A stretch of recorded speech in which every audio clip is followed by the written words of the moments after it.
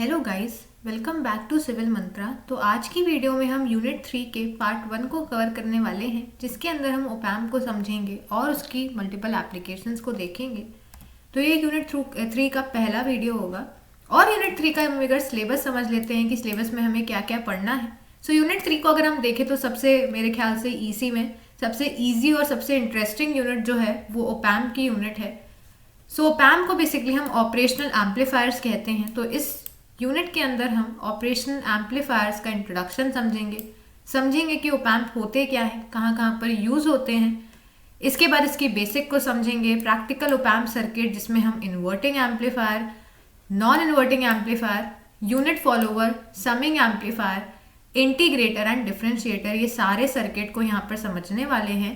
और जो हमारा सेकेंड पार्ट होगा वो होगा differential and common mode operation and comparator. ठीक है, तो इस वीडियो के अंदर हम टिल समिंग एम्पलीफायर तक समझ लेंगे एंड नेक्स्ट वीडियो के अंदर हम बाकी सारे टॉपिक जो हैं वो कवर करेंगे। ठीक है, तो मोस्टली इसके ऊपर जो क्वेश्चन आता है वो उसमें हम इसी वीडियो में कवर करने वाले हैं। ठीक है, सो हम समझ लेते हैं कि ऑपरेशनल एम्पलीफायर जिसको हम ओपैम्प बोलते हैं ये होता क्या है। ठीक है, सो ओपैम्प तुम्हारा इलेक्ट्रॉनिक सर्किट है जो यहाँ पर मल्टीपल, ऐसे बोल सकते हो, मैथमेटिकल ऑपरेशंस को परफॉर्म करने के लिए यूज होता है। ठीक है, सो ओपैम्प दिखता कैसा है? ओपैम्प बेसिकली, ओपैम्प की जो आईसी होती है वो कुछ इस तरह की दिखती है। ठीक है, इसका जो मॉडल नंबर होता है वो होता है LM741। बेसिकली 741 जो है वो कॉमन है। ठीक है, तो कुछ इस तरह की ओपैम्प की आईसी होती है। ये जो आप देख सकते हो ये पिन डायग्राम है, अभी हम इसको आगे समझेंगे, और ये इसका इक्विवेलेंट सर्किट है। ठीक है, या ओपैम्प कुछ तुम्हारा ऐसा दिखता है जब हम उसको सर्किट में बनाते हैं। So an operational amplifier opamp is a high gain electronic circuit with multiple terminals. तो यहाँ पर मल्टीपल टर्मिनल्स होते हैं तुम्हारे। ठीक है, so it is made up of one और more differential amplifier, a level transistor and an output stage. तो अभी हम आगे इसका ब्लॉक डायग्राम समझेंगे, तब ये चीज आपको ज्यादा अच्छे समझ में आएगी। Opamps are very useful because they can amplify, ये एज एन एम्पलीफायर की तरह भी काम करते हैं, और ये डीसी एंड एसी दोनों ही सिग्नल्स को एम्पलीफाई भी कर लेते हैं। और जैसे मैंने बताया कि ओपैम्प यहाँ पर मेनली जो इनका काम होता है वो मैथमेटिकल ऑपरेशंस को परफॉर्म करने के लिए होता है ना। जैसे हमने अभी देखा भी सिलेबस में तुम्हारा समिंग एम्पलीफायर का काम क्या है? ऐड करना इनपुट को। ठीक है, इंटीग्रेटर, डिफरेंशिएटर, इन सब का काम क्या है? इनपुट को इंटीग्रेट करना, डिफरेंशिएट करना। तो ये सारे ऑपरेशंस क्या है? ये सारे ऑपरेशन मैथमेटिकल ऑपरेशन है। तो तुम्हारा ओपैम्प वही चीज यहाँ पर परफॉर्म करता है। ठीक है, ये question, block diagram of operational amplifier, इस क्वेश्चन को डबल टिक लगा लो। 110% ये क्वेश्चन पेपर में आएगा ही आएगा, और बहुत आसान है, पूरा थ्योरी बेस्ड क्वेश्चन है। इसमें देखो हमें ब्लॉक डायग्राम बनाना है ऑपरेशन एम्पलीफायर का। ठीक है, तो हमें 4 यहाँ पर ब्लॉक लगाने हैं, ध्यान में रखना। पहले ब्लॉक को हम बोलते हैं इनपुट स्टेज, दूसरे ब्लॉक को बोलते हैं इंटरमीडिएट स्टेज, तीसरे ब्लॉक को बोलते हैं लेवल शिफ्टिंग स्टेज, चौथे ब्लॉक को बोलते हैं आउटपुट स्टेज। ठीक है, तो और इसके बाद हम जब इनपुट स्टेज में 2 इनपुट हमारे होते हैं, non inverting input, inverting input. ठीक है, उसके बाद ये दोनों ही इनपुट स्टेज के बाद एज इट इज यहाँ पर जाते हैं इंटरमीडिएट स्टेज में। ध्यान में रखना इंटरमीडिएट स्टेज का जो आउटपुट है वो सिर्फ सिंगल आउटपुट होता है। ठीक है, इनपुट स्टेज का आउटपुट मल्टीपल आउटपुट होता है, इनपुट भी मल्टीपल इनपुट। इंटरमीडिएट स्टेज का इनपुट तो 2 इनपुट का होता है, लेकिन output single output. Level shifting में single input single output, output stage में सिंगल इनपुट सिंगल आउटपुट। ठीक है, अच्छा अब इसकी स्टेजेस समझ लेते हैं, स्टेजेस ऑफ ऑपरेशनल एम्पलीफायर या ओपैम्प। इनपुट स्टेज क्या है? इनपुट स्टेज तुम्हारी डिफरेंशियल एम्पलीफायर है। अभी डिफरेंशियल एम्पलीफायर क्या होता है ये तो हमारे सिलेबस में है, तो इसको हम अपने नेक्स्ट वीडियो में समझेंगे। बस इतना समझ लो कि पहली स्टेज तुम्हारी डिफरेंशियल एम्पलीफायर है। ठीक है, जिसमें तुम्हारे 2 इनपुट्स हैं और एक बैलेंस्ड आउटपुट है। यहाँ पर बेसिकली क्या होता है, इनपुट स्टेज का काम होता है ओपैम्प को वोल्टेज गेन प्रोवाइड करना। ठीक है, और उसके इनपुट रेजिस्टेंस यहाँ पर प्रोवाइड करना। ठीक है, मतलब गेन का जो काम होता है वो इनपुट स्टेज का होता है। इंटरमीडिएट स्टेज का क्या होता है? इंटरमीडिएट स्टेज भी तुम्हारी डिफरेंशियल एम्पलीफायर ही होती है, लेकिन यहाँ पर डिफरेंस क्या हो जाता है, इसका बेसिकली काम होता है इसके आउटपुट को प्रोसेस करना, फर्दर इसमें प्रोसेसिंग ऑपरेशंस को परफॉर्म करना। ठीक है, ये चीज ध्यान में रखना। यहाँ पर बैलेंस्ड आउटपुट होता है, यहाँ पर अनबैलेंस्ड आउटपुट। अनबैलेंस मतलब यहाँ पर 2 इनपुट थे तो एक आउटपुट आया। ठीक है, यहाँ पर बैलेंस्ड इनपुट, ये अनबैलेंस्ड आउटपुट। थर्ड आता है लेवल शिफ्टिंग स्टेज। तो यहाँ पर लेवल शिफ्टिंग, तो जैसे इसका नाम ही है, जो बेसिकली यहाँ पर क्या है, इंटरमीडिएट स्टेज का जो आउटपुट होता है वो यहाँ पर, मान लो ये ग्राउंड लेवल है तो इससे कुछ ऊपर होता है ना। तो बेसिकली लेवल शिफ्टिंग स्टेज का काम होता है इस आउटपुट को वापस से ग्राउंड लेवल पे ले आना, बस इतना काम होता है। Since the direct coupling is used, the output voltage of the intermediate stage is above ground. A level shifting circuit is used to bring this voltage down to 0 volt relative to the ground. ठीक है, output stage का काम क्या होगा? Output stage तुम्हारा push pull amplifier है। अब हमें जानना नहीं है कि पुश पुल एम्पलीफायर है क्या, है ना, इसका भी सर्किट होता है, तुम्हारे सिलेबस में नहीं है, समझने की भी जरूरत नहीं, बस ध्यान में रखना। इसका काम होता है आउटपुट वोल्टेज को इंक्रीज करना और यहाँ पर आउटपुट रेजिस्टेंस कम से कम हो, लो हो, उसको यहाँ पर इंश्योर करना ताकि जो पैम्प है उसकी बेटर परफॉर्मेंस यहाँ पर हमें दिखाई दे।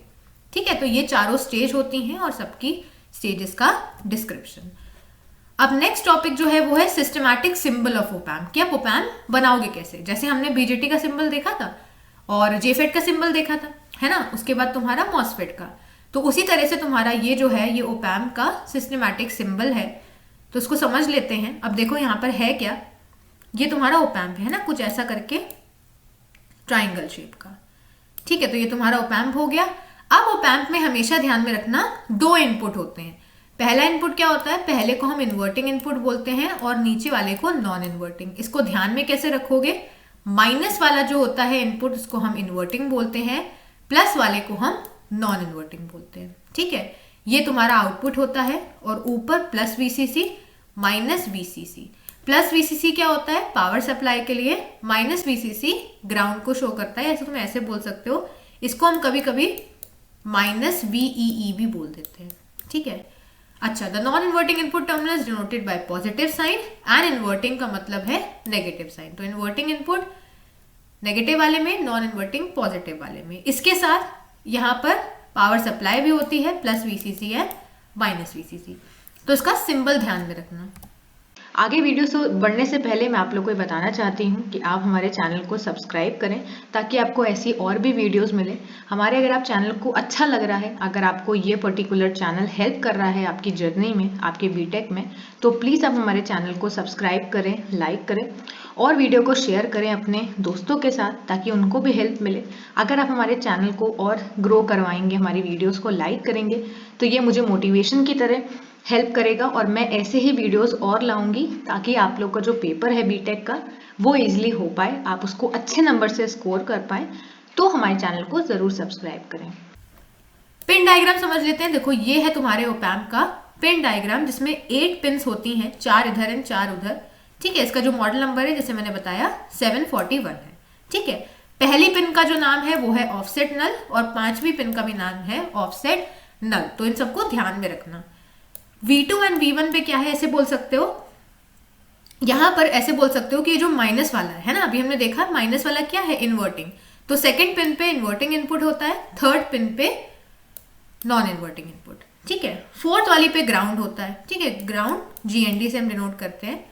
8 तुम्हारी नॉट कनेक्टेड होती है, 7 जो होती है वो होती है VCC एंड 6 होती है V आउटपुट। यहाँ से हम आउटपुट लेते हैं। तो आपने अभी मैंने स्टार्टिंग में दिखाया था ना ओपैम्प का तुम लोग रियल में कैसे दिखता है, तो हम पिन से समझ सकते हैं कि हाँ ये इन्वर्टिंग है, ये नॉन इन्वर्टिंग है, हमें इनपुट यहाँ पे अप्लाई करना है, यहाँ से हमें आउटपुट लेना है। ठीक है, इसीलिए पिन डायग्राम इंपॉर्टेंट हो जाता है।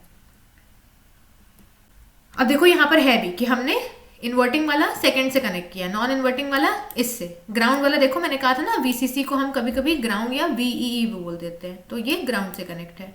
आउटपुट हम यहाँ से लेते थे तो ये इससे कनेक्ट है एंड प्लस VCC से देखो 7 वाले से कनेक्ट है। ठीक है, तो आई होप आप लोग को समझ में आ गया होगा। इक्विवेलेंट सर्किट देख लेते हैं। इक्विवेलेंट सर्किट में क्या हो जाएगा, देखो ओपैम्प तुम्हारा एज इट इज है ना। ओपैम्प का जो इक्विवेलेंट सर्किट है वो ये है, ये नॉन इन्वर्टिंग टर्मिनल है, ये इन्वर्टिंग टर्मिनल है। ठीक है, ये इंटरचेंज हो सकते हैं।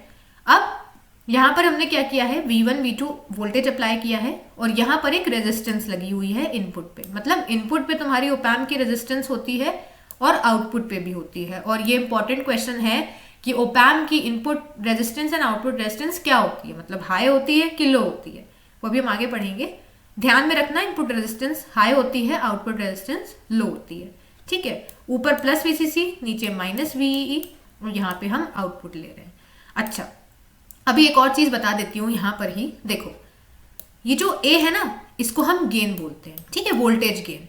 अगर करंट गेन होगा तो इसको हम A ही बोलेंगे, बस वो करंट का रेशियो होगा। तो A क्या है, तुम्हारा वोल्टेज गेन है, और वोल्टेज गेन का फॉर्मूला जो है उसको हमेशा ध्यान में रखना। वोल्टेज गेन का फॉर्मूला जो होता है वो होता है output voltage upon input voltage. Output voltage क्या है, V1 V2, लेकिन V1 माइनस V2 होता है, ये चीज हमेशा ध्यान में रखना। यहाँ VD लिखा हुआ है ना, तो V1 और V2 के बीच में जो वोल्टेज है उसको हम VD बोलते हैं, मतलब दोनों का डिफरेंस। तो मैंने तुम लोग को देखो स्टार्टिंग में बताया था जब हम लोग ब्लॉक डायग्राम पढ़ रहे थे कि ओपैम्प के जो इनपुट स्टेज होती है वो क्या होती है, डिफरेंशियल एम्पलीफायर। डिफरेंशियल एम्पलीफायर क्या, इनपुट का डिफरेंस। तो ध्यान में रखना V1 माइनस V2 होता है VD। कभी भी गलती मत करना कि तुम V2 माइनस V1 कर दो। क्यों, क्योंकि हम नॉर्मल मैथ्स में भी ऐसे ही माइनस करते हैं ना, 5 माइनस 1, हम ऐसे थोड़ा ना करते हैं 1 माइनस 5, ऐसे तो हम करते नहीं, अगर हम नेगेटिव केस की बात नहीं कर रहे हैं तो यहाँ अगर ऑब्वियस सी बात है V1 पॉजिटिव है तो V1 पहले आएगा। तो V1 माइनस V2 क्या हो गया तुम्हारा, V आउटपुट या VD, ठीक है, V आउटपुट, सॉरी ये वाला आउटपुट वोल्टेज, और VD क्या हो गया तुम्हारा, VD हो गया V1 माइनस V2। तो output voltage upon input voltage का जो रेशियो होता है वो होता है वोल्टेज गेन, ठीक है। अब इस कैरेक्टरिस्टिक की मैं बात कर रही थी, इसको ध्यान में रखना। इसमें मैं इंपॉर्टेंट वाली बता दूंगी कौन कौन सी तुम्हें जाननी है। देखो, यहां पर तुम्हें कौन सा जानना है, ओपन लूप गेन। तो यहाँ पर ओपन लूप गेन की बात करें तो आइडियल में इनफाइनाइट होता है, प्रैक्टिकल में very high. Input impedance, impedance मतलब वही रेजिस्टेंस, तो देखो आइडियल में इनफाइनाइट होती है, प्रैक्टिकल में हाई होती है। आउटपुट इम्पीडेंस मतलब आउटपुट रेजिस्टेंस आइडियल में 0 होती है, लेकिन ऐसा कभी पॉसिबल नहीं है कि ओपैम्प तुम्हारा आउटपुट पे तुम्हें कोई रेजिस्टेंस ना दे, तो कम देता है लेकिन फिर भी होती है। बैंडविड्थ यहाँ पर कितनी होती है, आइडियल में इनफाइनाइट, इसमें लिमिटेड। स्लीव रेट, इसमें इनफाइनाइट, इसमें लिमिटेड, ठीक है। सबकी हम डेफिनेशन पढ़ लेंगे। CMRR, इसकी इनफाइनाइट, इसकी high. Offset voltage, bias current, noise and PSR। तो तुम्हें बस इसमें CMRR, स्लीव रेट, बैंडविड्थ, ये ठीक है, ये सारी याद कर लेना। ये वाइवा में भी बहुत बार एग्जामिनर जो होता है वो काफी बार ये सारी जो कैरेक्टरिस्टिक है ये पूछता है, ठीक है, तो इसको ध्यान में रखना। अब इनका मतलब क्या है वो तो अभी हम देख ही लेंगे जब हम डिफरेंशियल एम्पलीफायर पढ़ेंगे अपने नेक्स्ट वीडियो में, तो उसमें CMRR, स्लीव रेट, बैंडविड्थ, ये सब आपको वहां समझ में आ जाएगा। अब पढ़ते हैं अपना नेक्स्ट टॉपिक जो कि है इन्वर्टिंग ऑपरेशनल एम्पलीफायर। देखो मैं तुम लोग को एकदम आसान से समझाती हूँ। मैंने तो भी तुम्हें क्या बताया था कि ओपैम्प में 2 टर्मिनल्स होते हैं ना, 2, inverting terminal and non inverting terminal. तो हमेशा ध्यान में रखना अगर हम इन्वर्टिंग ऑपरेशनल एम्पलीफायर की बात कर रहे हैं तो हम अपना इनपुट हमेशा इन्वर्टिंग टर्मिनल पे लगाएंगे। अगर हमने ओपैम्प के इन्वर्टिंग टर्मिनल पे इनपुट लगाया है तो ऐसे ओपैम्प को हम इन्वर्टिंग ऑपरेशनल एम्पलीफायर बोलते हैं, ठीक है। दूसरा केस, अगर हमने ओपैम्प के नॉन इन्वर्टिंग टर्मिनल पे इनपुट लगाया है तो ऐसे ओपैम्प को हम नॉन इन्वर्टिंग ऑपरेशनल एम्पलीफायर बोलते हैं, ठीक है। तो देखो ये तुम्हारा ओपैम्प हो गया है ना, तो इसमें हम क्या करेंगे, ध्यान में रखना, हमने इन्वर्टिंग टर्मिनल पे तो अपना इनपुट लगा दिया है ना, यहाँ पर हमने एक R1 रेजिस्टेंस लगा दी जो हमारी थी, और यहाँ पर हमने ऐसा करके ऊपर करके R2 रेजिस्टेंस लगा दी। नॉन इन्वर्टिंग को हम ग्राउंड कर देंगे, ठीक है। So an inverting amplifier, the input signal is given to the inverting terminal while the non-inverting is connected to ground. In this setup the output is reversed. This means that if a positive voltage or signal is applied the output will be negative. अब इसको समझेंगे इसके पीछे का reason क्या है। तो दूसरी इंपॉर्टेंट बात क्या है, अगर हम ओपैम्प को आइडियल मान रहे हैं, जो कि हम यहाँ पर मान रहे हैं, ठीक है, तो अगर हम ओपैम्प को यहाँ पर आइडियल कंसीडर करके चल रहे हैं तो यहाँ पर वर्चुअल ग्राउंड शॉर्ट सर्किट का कॉन्सेप्ट लगेगा। वर्चुअल ग्राउंड शॉर्ट सर्किट क्या होता है, वर्चुअल ग्राउंड शॉर्ट सर्किट का मतलब है इस पर्टिकुलर वैल्यू पे इन्वर्टिंग टर्मिनल का voltage and non inverting terminal का वोल्टेज हमेशा इक्वल या सेम होंगे। मतलब इधर पे अगर हमने VA वोल्टेज माना है और इधर पे हमने अगर VB वोल्टेज माना है तो वर्चुअल ग्राउंड शॉर्ट सर्किट के according VA should be equal to VB, और सिंस VB तुम्हारा ग्राउंड से कनेक्ट है मतलब VB का वोल्टेज 0 है, सो यहाँ पर VA भी क्या हो जाएगा, 0 हो जाएगा, ठीक है, तो ये कॉन्सेप्ट ध्यान में रखना, ये इंपॉर्टेंट है। अब हमें क्या करना है, हमें यहाँ पर KCL लगाना है। ठीक है, अब बहुत से लोग क्या करते हैं, यहाँ पर करंट एज्यूम करते हैं, यहाँ पर I1 I2 करंट, वैसे करना हो वैसे कर लो, मैं और आसान तरीका बता देती हूँ। देखो यहाँ पर हम क्या करेंगे, यहाँ 0 वोल्ट है ना, मतलब इस पर्टिकुलर पॉइंट पे भी 0 होगा। ठीक है, अब हम क्या करेंगे, यहाँ पर तुम ऐसे बोल सकते हो, यहाँ पर हम KCL लगाने वाले हैं। ठीक है, तो अब KCL कैसे लगाएंगे, हमने देखो यहाँ पर क्या किया, 0 माइनस VIN, ठीक है, upon R1 plus 0 minus V out upon R2। ठीक है, तो यहाँ पर हम बेसिकली जो हमने KCL तुम्हें बताया था ना वैसे ही करना है। अब तुम इसको ऐसे भी कर सकते हो, यहाँ पर तुमने I1 मान लिया, इस तरफ तुमने I2 मान लिया, और तुमने इस पर्टिकुलर नोड पे क्या लगा दिया, KCL लगा दिया। तो देखो I1 plus I2 is equal to 0। I1 क्या हो जाएगा तुम्हारा 0 माइनस VIN। ठीक है, तुम्हें जैसे भी लगाना तुम वैसे लगा सकते हो, वो तुम्हारे ऊपर डिपेंड करता है कि तुम्हें KCL कैसे लगाना है। KCL मैं पहले ही बता चुकी हूँ, तो वही KCL हमने यहाँ पर लगाया, तो क्या हो गया, तुम्हारी वैल्यू हो गई 0 माइनस VIN, ये तुम्हारा 0 हो गया है ना। तो 0 minus input voltage upon R1 plus ये वाला 0 अपॉन आउटपुट वोल्टेज। ठीक है, मतलब इस करंट की हम बात कर रहे हैं, upon R2 is equal to 0। अब यहां से हम क्या करेंगे, वोल्टेज गेन निकालेंगे। वोल्टेज गेन मैंने पहले ही बताया हुआ है, output voltage upon input voltage. तो तुम यहां से भी सॉल्व कर सकते हो, देखो माइनस VIN अपॉन R1 है ना, इज इक्वल टू, अब ये माइनस में है तो वहां जाके क्या हो जाएगा, वहां जाके प्लस में चला जाएगा है ना। अब देखो इसको सॉल्व कर लो, तो V आउट अपॉन VIN क्या हो गया, माइनस R2 बाई R1। ज्यादातर केस में इन्वर्टिंग एम्पलीफायर पेपर में आता नहीं है, लेकिन तुम्हें इसका एक्सप्रेशन याद में रखना चाहिए कि वोल्टेज गेन इन्वर्टिंग एम्पलीफायर में क्या आ जाता है, माइनस R2 अपॉन R1। ठीक है, तो ये चीज ध्यान में रखना। नॉन इन्वर्टिंग में क्या हो जाएगा, नॉन इन्वर्टिंग में हम इनपुट जो है वो नॉन इन्वर्टिंग टर्मिनल पे लगाएंगे, लेकिन ध्यान रखना रेजिस्टेंस अभी भी R1 पे ही होगी। ठीक है, अच्छा, so when the input signal is applied to the non-inverting, the circuit is called a non-inverting op-amp. In this amplifier the output is in phase। in phase क्यों, और वहां पर out of phase क्यों, क्योंकि यहाँ पर देखो माइनस साइन आ गया है ना। क्यों माइनस साइन आया, क्योंकि हमने इन्वर्टिंग के साइड से लगाया था, नॉन इन्वर्टिंग में प्लस आएगा, इसलिए आउटपुट तुम्हारा इन फेज हो जाएगा। This means that if a positive voltage अगर हमने इनपुट साइड पे लगाया है तो हमें आउटपुट पे भी पॉजिटिव वोल्टेज ही मिलेगा।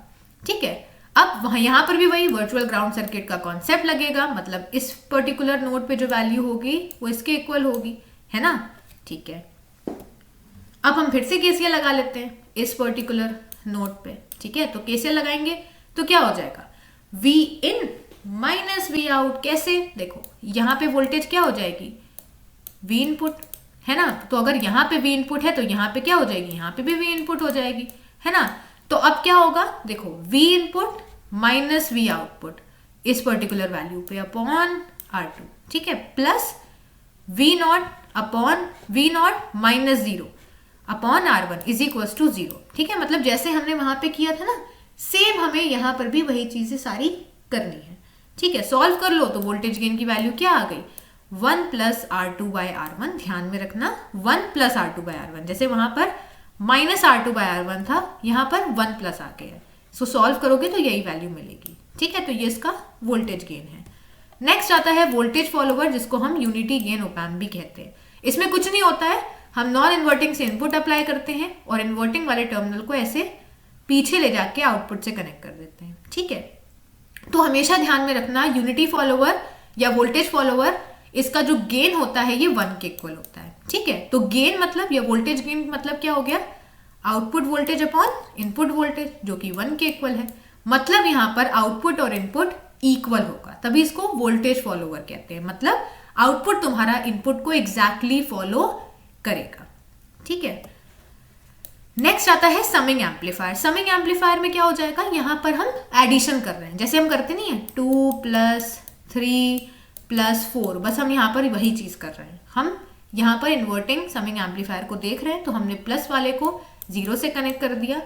इन्वर्टिंग टर्मिनल पे हमने यहाँ पर 3 वोल्टेजेस लगा दिए, V1 V2 V3, 3 रेजिस्टेंस लगा दिए, RIN।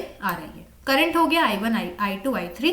इसके बाद यहाँ पर हमने RF मतलब रेजिस्टेंस लगा दिया। ठीक है, So in this simple summing amplifier, the output voltage now becomes proportional to the sum of V1, V2, V3. अभी देखेंगे हमें आउटपुट पे तीनों का सम मिलेगा। अब देखो यहाँ पर करना क्या है, IF क्या हो जाएगा, देखो हमने इस पर्टिकुलर नोड पे वैल्यू लगानी है ना, तो इस नोड पे देखो I1, I2, I3 current enter कर रहे हैं और IF करंट एग्जिट कर रहा है। तो आई होप मैंने आप लोगों को केसीएल बताया था, है ना, कि एक पर्टिकुलर नोड से जो करंट निकल रहा है वो किसके इक्वल होगा, करंट एंटरिंग द नोड। तो इस नोड पे I1, I2, I3 एंटर कर रहा है, IF एग्जिट कर रहा है, तो हमने ये कर दिया। ठीक है, अब ओम्स लॉ सबको पता है, ऑब्वियस सी बात है ना, तो वही हमें करना है। हमने क्या कर दिया, हमने यहाँ पर V is equals to I and R लगाया है ना, तो यहाँ पर I क्या हो गया, V बाय R। V यहाँ पर क्या है, V1, R क्या है, RIN लिख दिया, प्लस V2 क्या है, ये, ठीक है ना, मतलब हमने यहाँ पर I1, I2, I3 की वैल्यू रखी है, बाहर पे माइनस लगाया। माइनस क्यों, क्योंकि इन्वर्टिंग टर्मिनल है। ठीक है, अब इन्वर्टिंग की इक्वेशन लगा दो। इक्वेशन हमें पता है, इक्वेशन क्या थी, V आउट अपॉन VIN। देखो अभी हमने पढ़ी थी जस्ट, देखो V out upon VIN is equals to minus R2 by R1, है ना, तो वो चीज हमने यहाँ लिख दी, V out by VN is equals to minus RF by RIN। ठीक है, अब क्या करेंगे, यहाँ पर सॉल्व कर लो, कुछ नहीं करना है। तो यहाँ पर हमने वैल्यू रख दी अपनी, जो भी वैल्यू यहाँ पर निकली थी, तो वो वैल्यू जब हम रख देंगे, RF RIN, VN की जगह हमें क्या रखना है, V1, देन दूसरे केस के लिए V2, तीसरे केस के लिए V3। ठीक है, अब यहाँ पर सिंस RIN की वैल्यू सबकी सेम है तो हम इसको बाहर ले सकते हैं, RF को बाहर ले सकते हैं, तो देखो RF बाय RIN। तो तुम इसको अगर रिलेट करो तो तुम समझ पाओगे कि यहाँ पे हमें क्या मिल रहा है। अगर मैं तुम लोगों को इन्वर्टिंग की बात करूं तो इन्वर्टिंग में हमें क्या मिल रहा था, ऐसे तो कुछ मिल रहा था, है ना, यही वैल्यू मिल रही थी, बस यहाँ डिफरेंस क्या हो गया, इनपुट पे तुम्हारे 3 वोल्टेजेस आ गए तो तीनों वोल्टेज का एडिशन हो गया, RIN और RF सेम है, माइनस साइन इधर आ गया, है ना, वही चीज तो है, बस डिफरेंस क्या है, जो भी इनपुट लगाया उसका सम मिल रहा है। ठीक है, तो आई होप आपको समिंग एम्पलीफायर भी अच्छे समझ में आ गया होगा। आई होप आपको वीडियो अच्छा लगा होगा। अगर वीडियो अच्छा लगा है तो वीडियो को लाइक करें, शेयर करें और चैनल को सब्सक्राइब करें। अगर आपके पास कोई डाउट है तो आप मुझसे कमेंट सेक्शन में पूछ सकते हो। Thank you.